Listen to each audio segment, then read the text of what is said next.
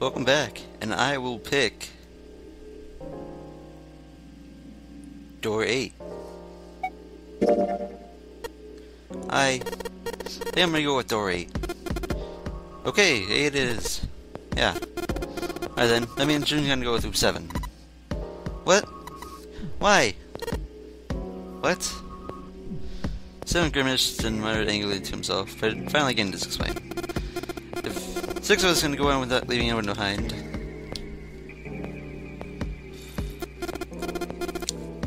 there's only 3 ways you can do it. Plan A. Go through 7 with 3, 3, 5, 8. And go through 7. What is that right? And go through 8 with 4, 6, 7. Plan B. Go through 7 with 4, 4, 5, 7. Go through 8 with 3, 6, 8. Plan C. Go through 7 with 3, 6, 7. And go through 8 with 4, 5, and 8. That's it. Those are our only options. In other words, 3 and 4 and 7 and 8 can never go through the same doors.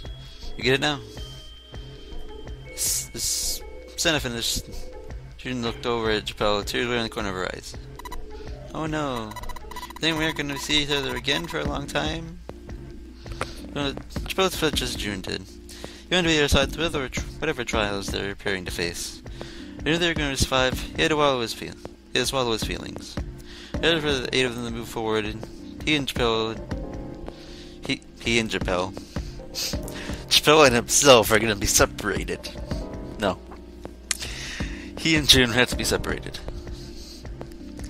He looked at June. He was scared to lose her, but he swallowed and steeled his resolve. It is best to smile. Hey, come on. You're making it sound like you're going to never see each other again.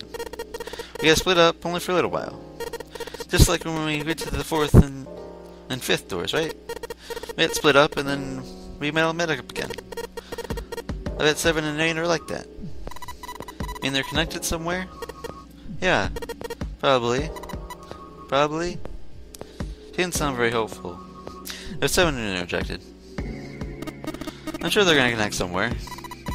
Why? What makes you think so? They don't connect. They didn't even get through door 9. In other words, the game would end right to here. He's been on top of the shit so far. I don't think he'd blow it now. I'm dead sure that son of a bitch wants to have his fun as long as possible. Not gonna end this game until we get through door 9. June said nothing. Tears were gone, but her eyes were still sad as they looked at Chappelle. He met them with reassurance she could manage, laid his hand gently on her shoulder. Everything's gonna be fine. We're gonna see each other again. I promise. June bit her lip and gave a most imperceptible nod. Is that a word? I didn't even know that existed as a word, so okay. Yes, promise? Her voice was very above a whisper. Santa's voice shattered the moment. You guys done, right? Here's just continued. Alright, that's pretty much it. Clover and I will go into separate rooms. I figure I'll take 7 and Clover can take 8. Any problems with that, Clover? Clover looked away and was silent for a moment. Whatever. More dismissal than argument, but Santa didn't seem to care. Alright, ready to go then. Let's move. At Santa's command, the group split and headed for the respective doors. Santa, 7, and June walked towards door 7, while Clover, Lotus, and Chappelle headed for door 8. At one moment, they stood in front of the door. Lotus laid her hand against her chest and turned to Chappelle and Clover. Are you ready? Yeah. Yes. Then this where we go?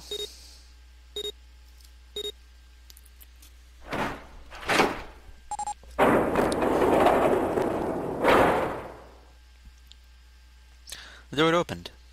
A narrow hallway stretched out before them. Lotus and Clover left the door. The moment they did, their bracelets beeped. The energies in the bracelets had been activated. Chappelle stepped forward to follow them, but as he was about to step over the threshold, he stopped. Looked to his left, towards door 7. Students stood there in mirror image of Chappelle. He turned and looked towards him. Their eyes met. They nodded. The farewell took almost 1.5 seconds. And someone took hold of Chappelle's arm and hauled him bodily through the door.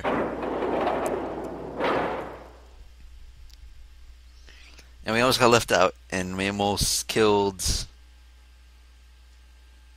Lotus and Clover by doing that. So, great.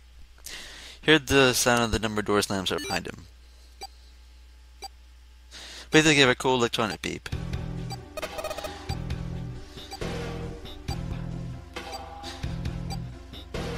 "81 seconds left. Hurry!" Lotus stopped and ran to the dead. Chappelle and Clover followed her as fast as they could.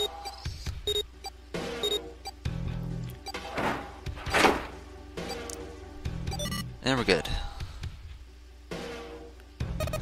Phew. It stopped.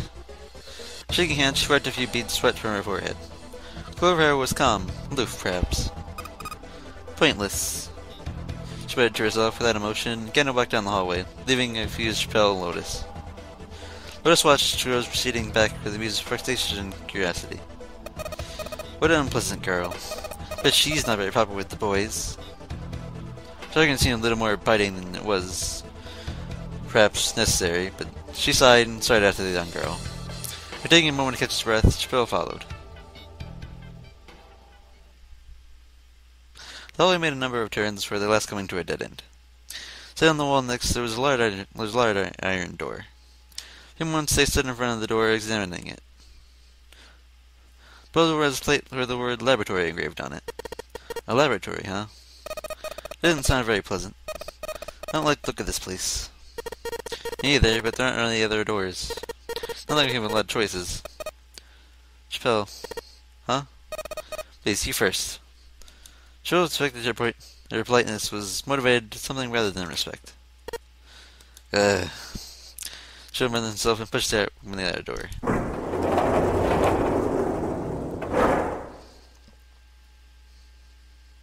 Her steps were tentative but careful.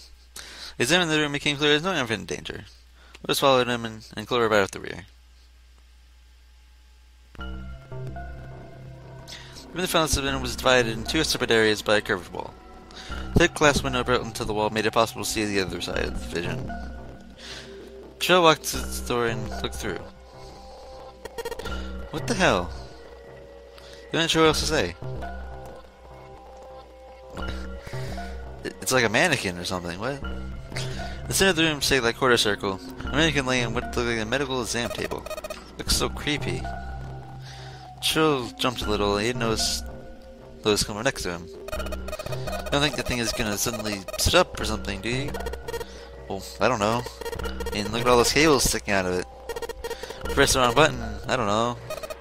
Stop it. Just thinking about it is terrifying. You're gripping her arms, knuckles on her hands white. It was then Chappelle noticed Clover. He was still standing near the entrance to the room. He had the appearance of calm, but it was drawn and somehow sad. She was almost pitiful about her. Chappelle walked over to her and, calmly as he could, spoke. You okay? Clover looked away. What are you talking about? What? I'm just worried about you, Clover. You've been real quiet. What, I can't be quiet if I want to? I mean, of course you can. Okay then, if I can be quiet if I want, just let me know, okay? Well, I know I can't do that. We gotta work together. Clover bit her lip and was silent for a moment. Then suddenly, Chappelle, you just don't get it. Glad took Chappelle by surprise, and he started backward a few steps, alarmed. Brother's not the kind of person who just leave me behind. Something happened to him. Something bad. Chappelle had nothing to say. Lotus shoulders from her mannequin nightmares by Clover's voice turned towards them. What happened? Clover's eyes slid to Lotus and back to Chappelle. Look, just don't bother me, okay? Leave me alone. She finished and turned around. Before Chappelle Lotus could say anything, Clover had begun to walk quickly away. Hey! Wait, Clover! Hold on! Might as well have been talking to a wall, for all I noticed she gave her his cries. Her eyes slowing down, she made for a doorway cut in the wall in front of her.